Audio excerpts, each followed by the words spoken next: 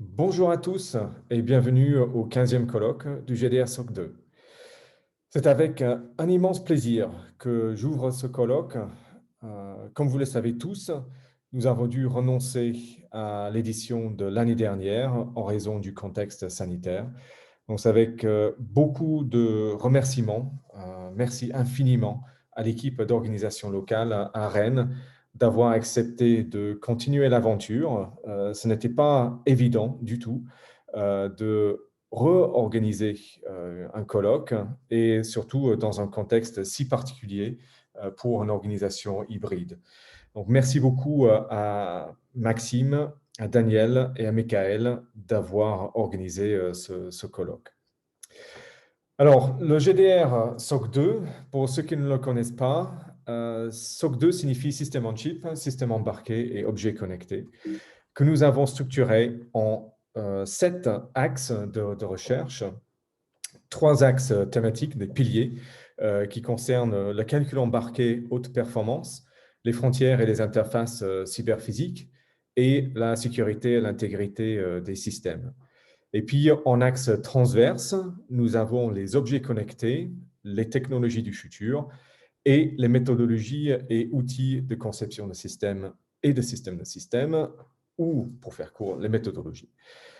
Et un dernier qui a été rajouté fin 2019, début 2020, sur l'intelligence artificielle et les systèmes embarqués, suite à un thème de l'année qui a porté sur le même sujet et qui a résulté en le constat que nous avions encore beaucoup de choses à explorer à ce niveau-là.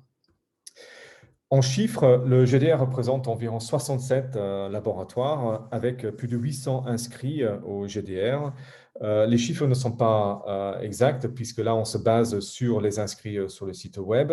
Il peut y en avoir plus au fur et à mesure de l'évolution du GDR, mais là, ce sont des chiffres que nous avons à notre disposition.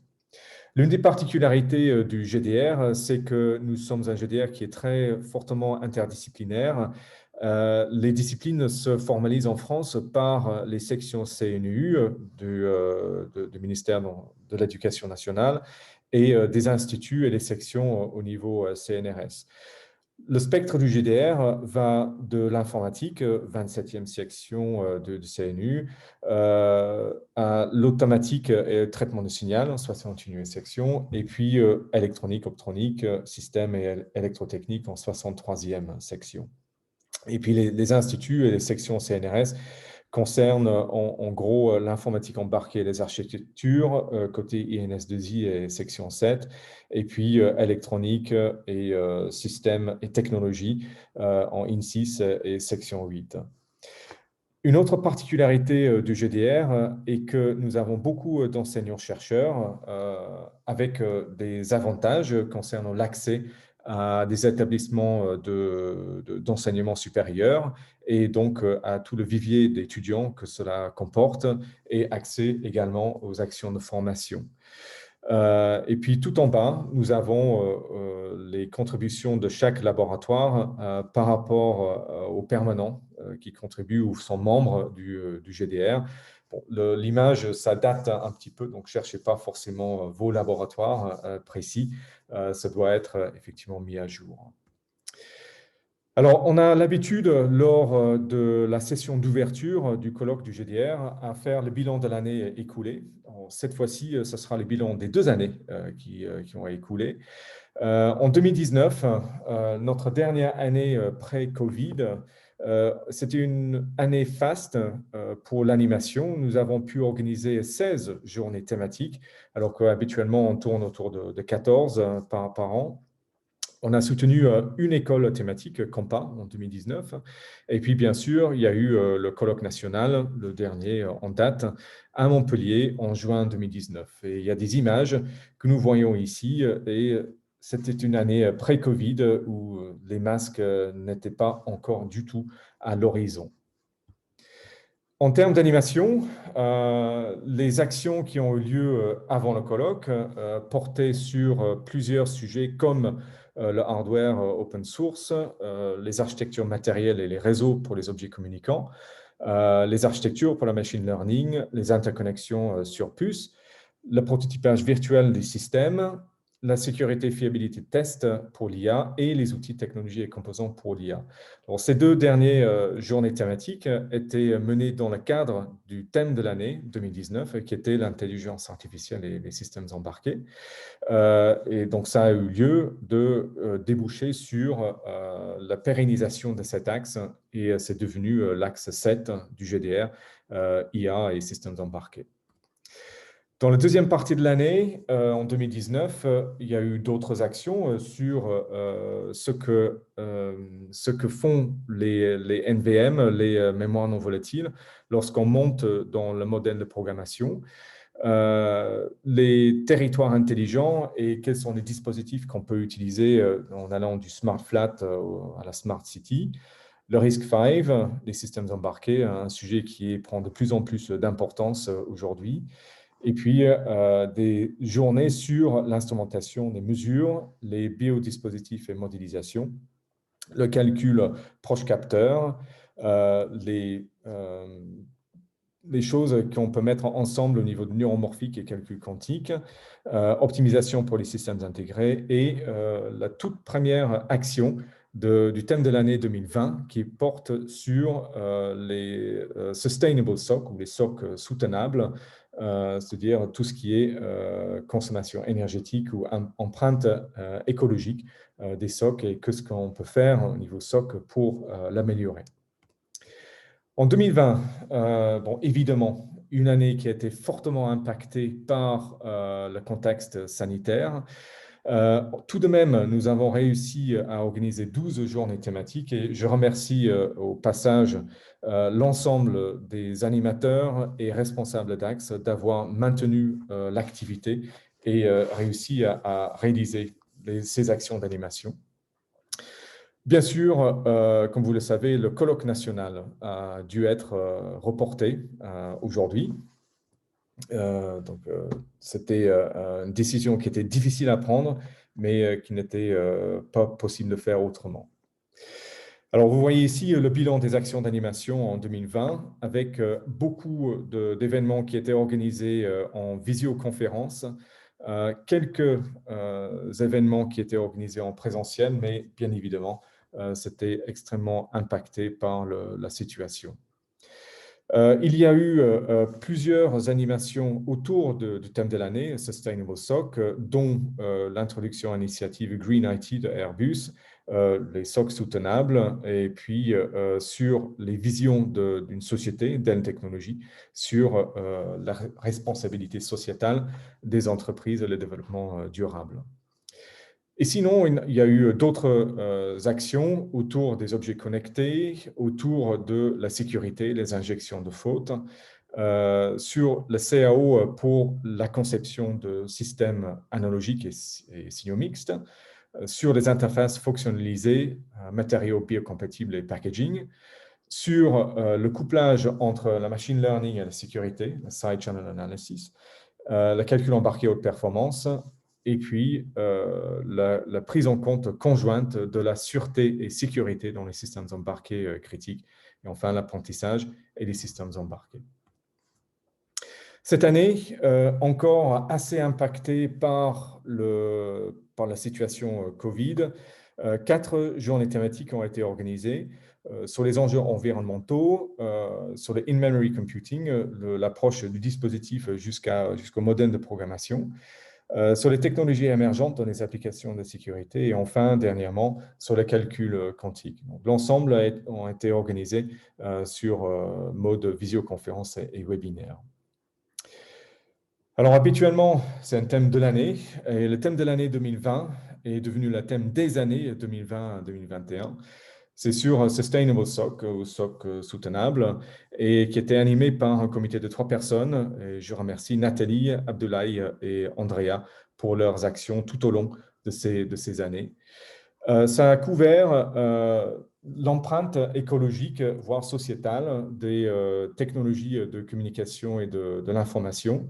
Bien évidemment, sur le côté énergétique, on sait tous que, de plus en plus, que nous avons une empreinte de consommation énergétique par ces technologies de l'information qui conduit assez mécaniquement sur l'émission de gaz à effet de serre. Et aujourd'hui, on est dans une situation où l'utilisation de ces informations, enfin ces technologies de l'information, conduisent à 2% des émissions, de toutes les émissions globales, ce qui est supérieur en fait aux émissions qui sont dues à tout le trafic aérien dans le monde. Mais il n'y a pas que ça dans le SOC soutenable, c'est aussi l'utilisation des ressources rares qui ne sont pas renouvelables, qu'on va utiliser dans la fabrication, qu'on retrouve lorsque les éléments arrivent en fin de vie. Et c'est aussi les aspects, voire sociétals. Comment est-ce qu'on peut faire de, le développement de systèmes qui sont responsables ou l'utilisation responsable de ces technologies numériques. Donc, les questions qui ont été posées étaient nombreuses dans toute cette année. La facture environnementale ou sociétale de l'ICT et, dans un autre sens, est-ce qu'on peut utiliser les SOC qui sont en partie responsables de cette facture? Est-ce qu'on peut utiliser les SOC pour diminuer cette facture?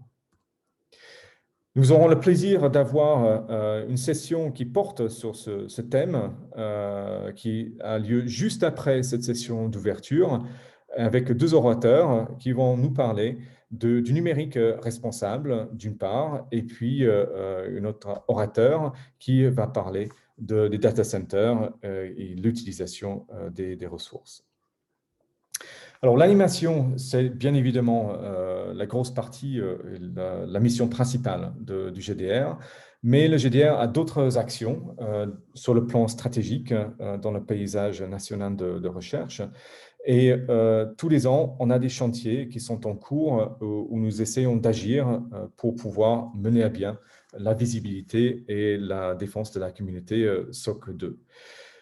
J'ai choisi de porter un éclairage sur quatre aspects de ces chantiers qui ont eu lieu dans ces dernières années. Le club des partenaires, qui est devenu,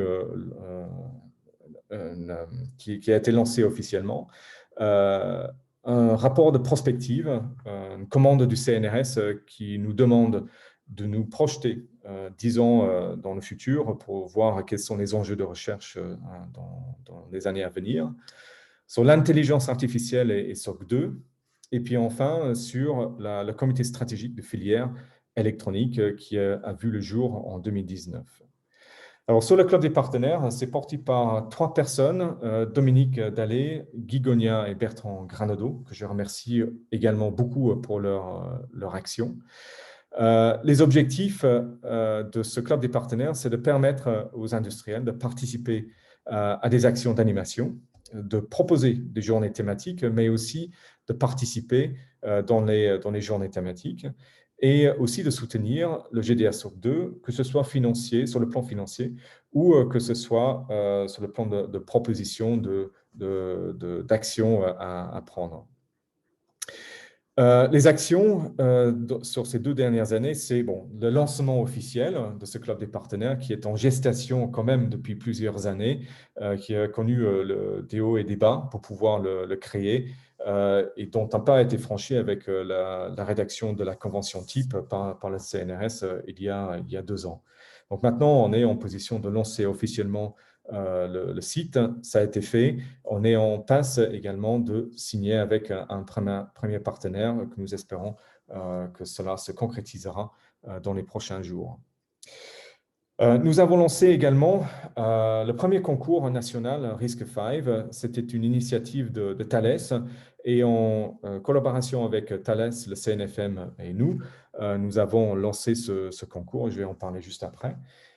Et puis, pour pouvoir compléter l'offre du GDR vis-à-vis des industriels qui peuvent être partenaires, nous sommes également en train de finaliser la cartographie de recherche du GDR, c'est-à-dire quelles sont les thématiques qui sont portées par les laboratoires, avec quelle force et quelles sont leurs spécificités pour chaque thématique. Alors, sur le concours national RISC-V, juste avant l'été 2020, Thales nous a contactés pour nous parler de cette idée-là. Et effectivement, nous étions enchantés parce que c'était vraiment quelque chose qui était intéressant et nous pensions mobilisateur pour la communauté. Et avec le CNFM, nous avons lancé ce concours en septembre 2020.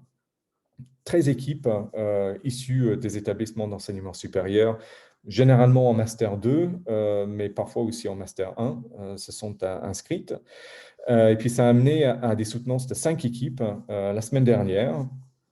2 finalistes qui ont été annoncés lors de cette session de la semaine dernière. Et demain, nous aurons la remise du prix du concours lors de la session qui est dédiée au Club des partenaires à 14 heures demain après-midi. Le CNRS nous demande régulièrement de faire des rapports de prospective, c'est environ une fois tous les 4-5 ans. Donc, c'est une commande du CNRS et ça nous a occupé quelques mois entre la commande qui a été donnée en juillet 2020 et puis la rédaction réelle du livrable qui était en mars 2021 de cette année.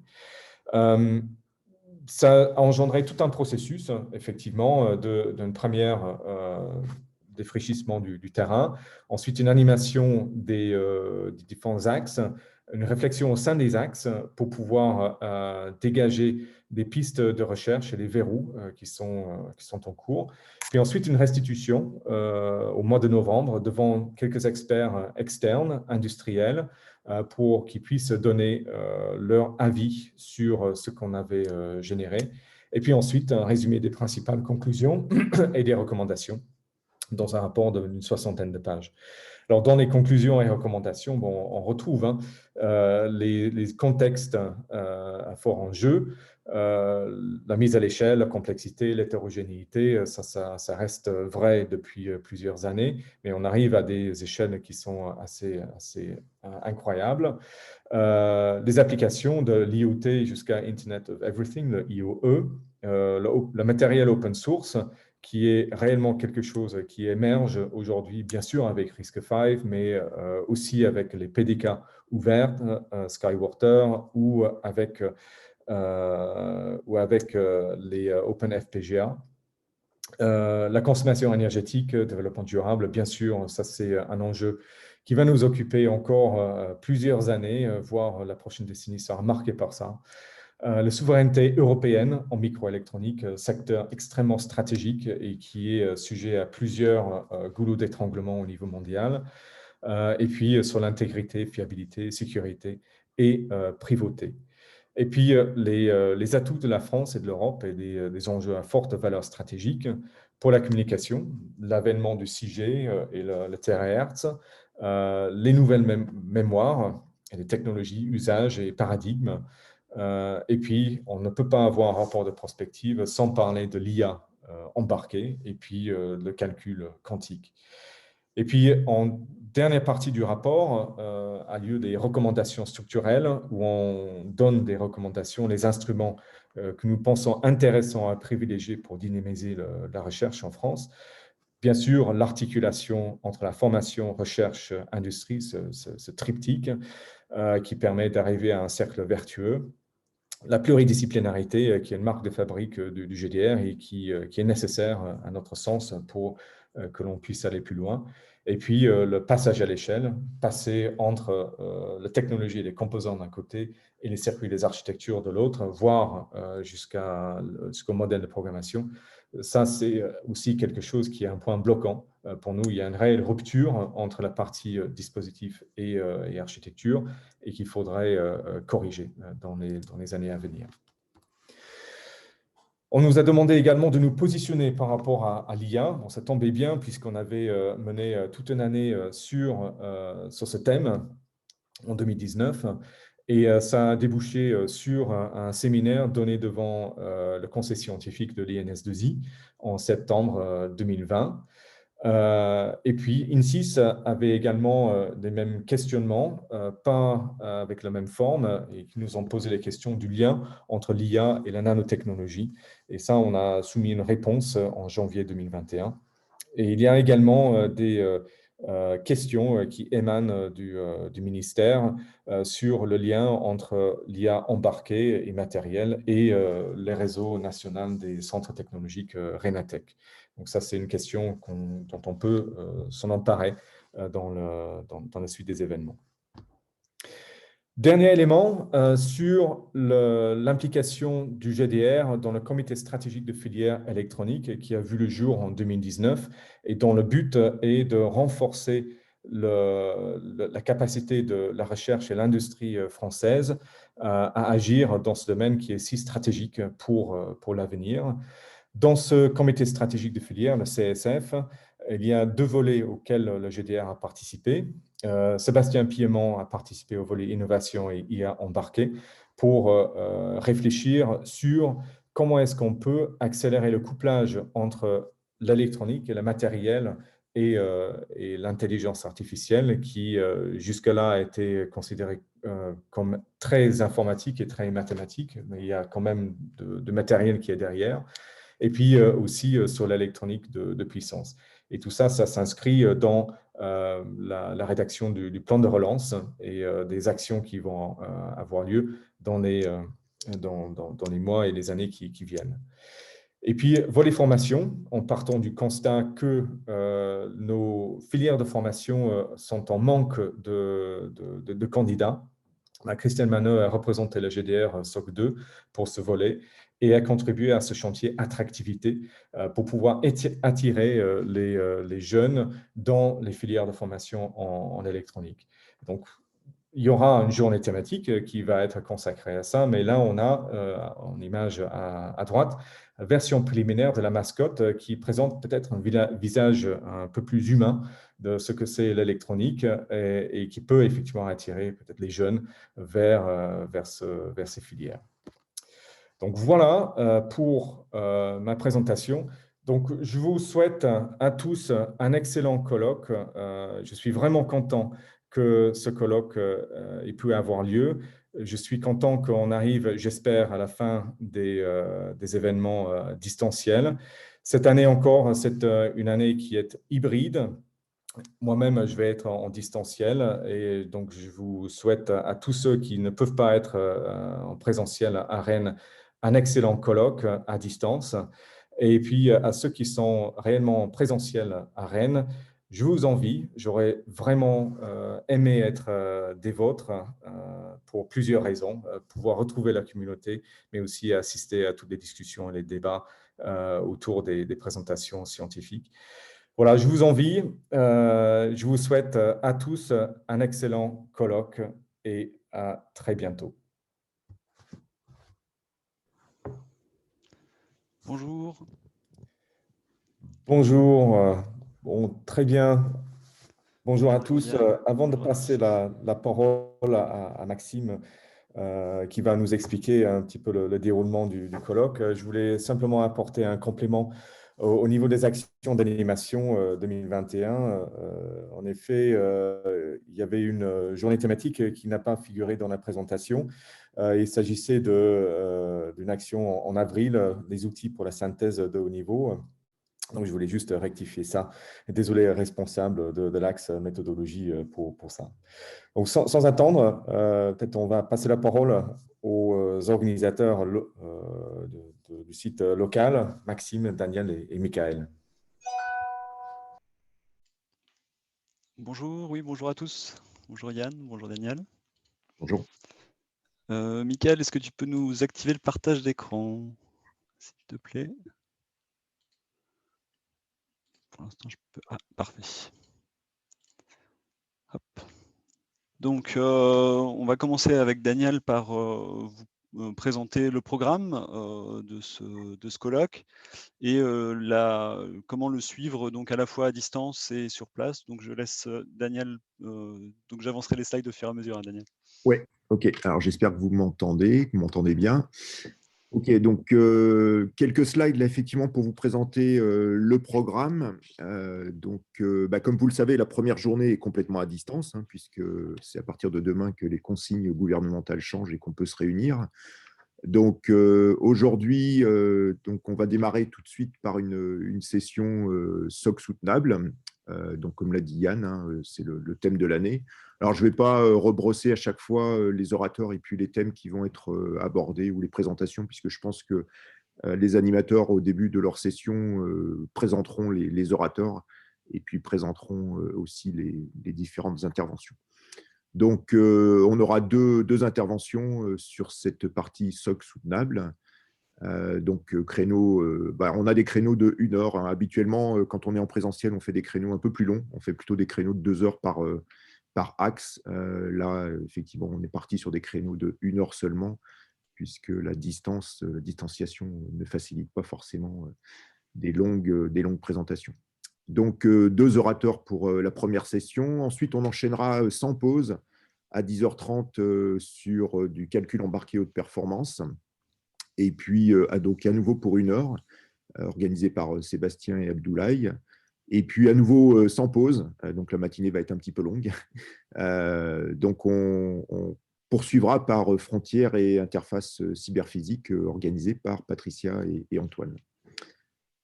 Voilà, si tu peux passer au slide suivant. Donc, cet après-midi, alors l'idée, c'était de dire que comme on est à distance ce matin et que, effectivement, demain, il y a la possibilité d'être en présentiel, on voulait effectivement laisser la possibilité aux collègues de faire le trajet éventuellement jusqu'à Rennes dans l'après-midi pour être présents demain matin. Et donc, cet après-midi, on est complètement à distance avec des sessions posters à distance. Donc, vous aurez une explication tout à l'heure du fonctionnement de ce qui est prévu. Donc, un premier créneau, 14-15 heures, qui se passera donc à distance sous WonderMe. Et puis, de 15 à 16, donc, on va profiter du fait que Alain Tchana propose une intervention de David Peterson sur des aspects énergie, carbone, émissions. Là. Donc, on va relayer cette présentation qui nous paraît effectivement complètement rentrer dans nos problématiques. Et donc, on aura une deuxième session interactive poster à 16 heures, à nouveau pour 1 heure. Donc, pour les gens qui ont des posters à présenter, hein, vous aurez l'explication du fonctionnement un peu plus tard. Donc, demain, on continue évidemment à diffuser le colloque sur Zoom, mais évidemment, tous ceux qui pourront venir et qui se sont inscrits en présentiel seront les bienvenus. Donc, on commencera par un petit café d'accueil. Ça va faire longtemps qu'on n'a pas eu un café ensemble. Et puis, donc, remise des badges, donc 8h, 8h30. Ensuite, il y aura à nouveau une petite séance là, d'explication du fonctionnement en présentiel, donc 8h45, 9h15. Et puis, nous aurons 2 sessions des axes. Donc, un axe sécurité intégrité des systèmes, piloté par Lilian Emmanuel, à nouveau pour 1 heure. On aura demain matin une petite pause, là, donc de 10h15 à 10h30, et puis on enchaînera sur objets connectés, piloté par Olivier et moi-même. Et puis ensuite, donc, on aura là pour le coup des vraies sessions posters en présentiel. Et donc là, on a décidé de évidemment ne pas diffuser, hein, puisque ça paraît compliqué pour une personne qui est devant un poster d'avoir à la fois des gens devant elle et puis de diffuser en plus vers des gens qui seraient à distance. Donc là, une session uniquement en présentiel, donc de 1 heure. Et puis le repas, alors je pense que tout à l'heure, on nous expliquera à quel endroit ça se passe. Enfin, il y a un plan qui va vous être présenté pour indiquer où se passe le repas. Et donc l'après-midi, donc on aura une session qu'on a appelée Club des partenaires, où il y aura aussi la remise des prix. Donc Yann en a parlé juste avant. Il y a eu effectivement le prix Risk5, le concours Risk5. Donc il y aura effectivement avec une personne de Thales sur cette session 14-15 heures la remise du prix du concours, et puis quelques éléments peut-être un peu plus précis sur le club des partenaires. Ensuite, on aura une session méthode et outils, 15h15 à 16h15, donc à nouveau 1 heure, organisée par Kevin et Michael. Et puis, une deuxième session poster, donc à nouveau en présentiel non diffusé, de 16h15 à 17h15.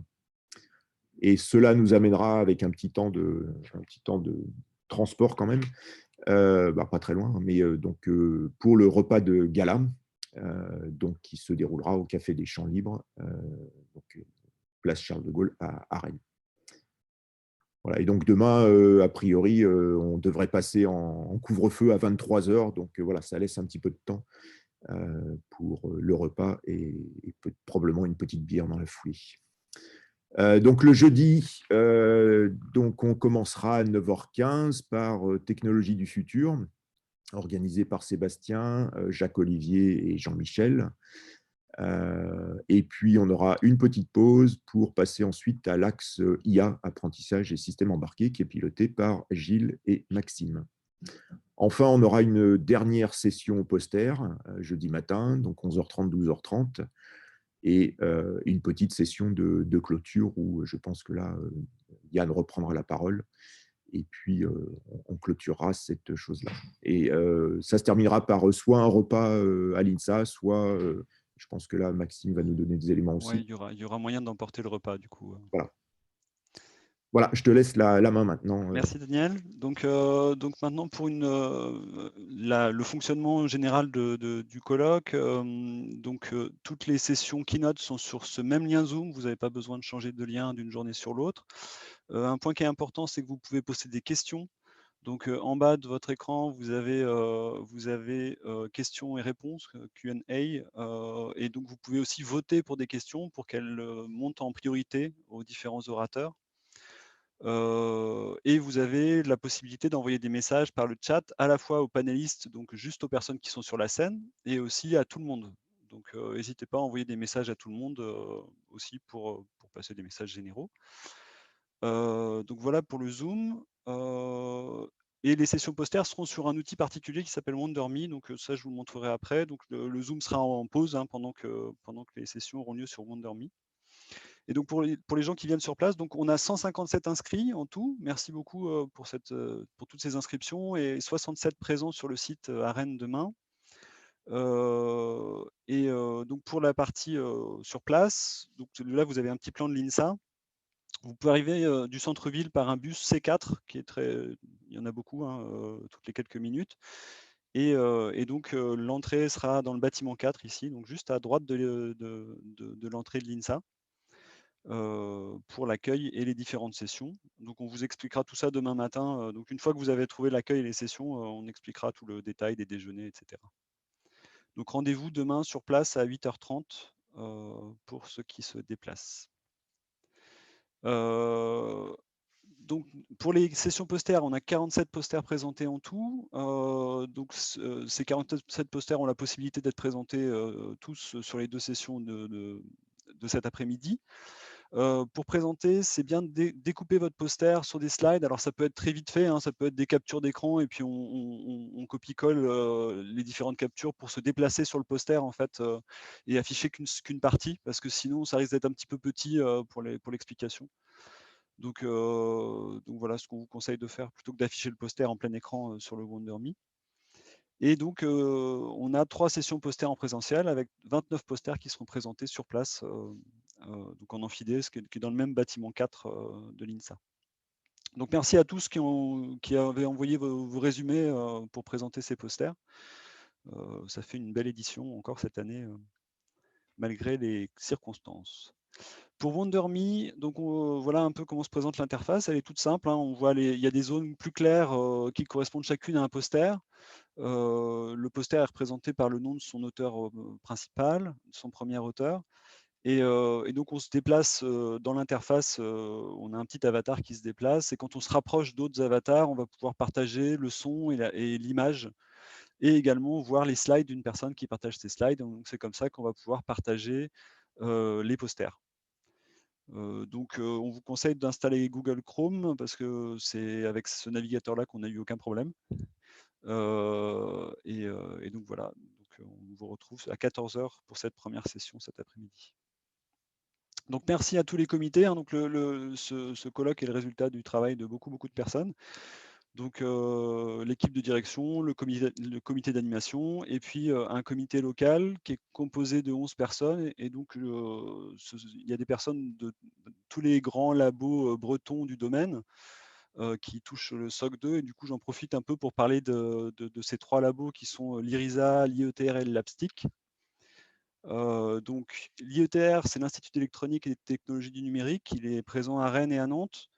Il est composé de 6 départements, 353 personnes dans le domaine des antennes, dispositifs hyperfréquences, microélectronique, microcapteurs, ondes et signaux, traitement du signal, images automatiques. L'IRISA est présente à Rennes, Vannes et Lannion. Elle a 7 départements, 850 personnes, c'est un très gros labo, sur les systèmes à large échelle, réseau, communication, services, architecture matérielle, langage et génie logiciel, signaux et images numériques, robotique, médias et interaction et gestion des données et de la connaissance.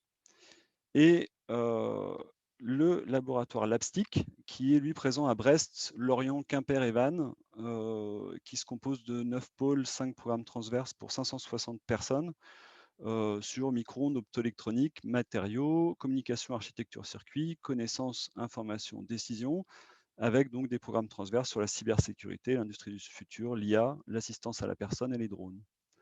Voilà, c'était pour présenter un peu les gens qui ont organisé localement ce colloque. Je voudrais remercier les sponsors, le CNRS, l'INSA, l'INRIA, Rennes Métropole et l'IETR qui ont rendu possible cet événement.